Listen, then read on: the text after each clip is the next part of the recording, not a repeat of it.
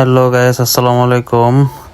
আজকে আপনাদেরকে দেখাবো আমি প্রতিদিন ঘুম থেকে উঠে যা যা কাজ করি। তো প্রথমে ঘুম থেকে উঠে আমার পেঁপে বাগান যে আছে, পেঁপে বাগানের চারাগুলোতে পানি দেই। প্রথমে পানি দিতেছি আমার লেবু গাছটাতে, প্রচুর লেবু হয়েছে। তো এখন চলে যাচ্ছি আমার পেঁপে বাগানে।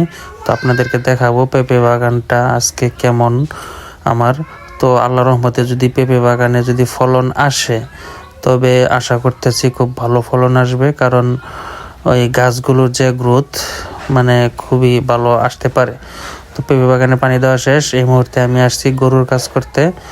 তো গরুর গোবর প্রথমেই গরুর গোবর ফালানোর পরে আমি গরুরে গোসল টোসল করাই।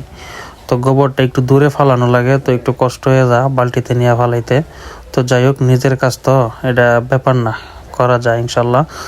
তো আমি গরুর গোবরটা ফালাইয়া তারপর মোটরটা চাইরা পানি গরুরে দোয়াই টোয়াই হাইরা, তারপরে আপনার গরুরে ওই পানি দিয়ে হাইরা পানিটা আগে খাওয়ানোর পরে আপনার সকালে কিন্তু এমনি অন্য কোনো খাবার না, সর্বপ্রথম পানির পরে কিন্তু গরুরে ওই খের ঘাস বা এসব দিই। তো সবাই ভালো থাকবেন, আল্লাহ হাফেজ।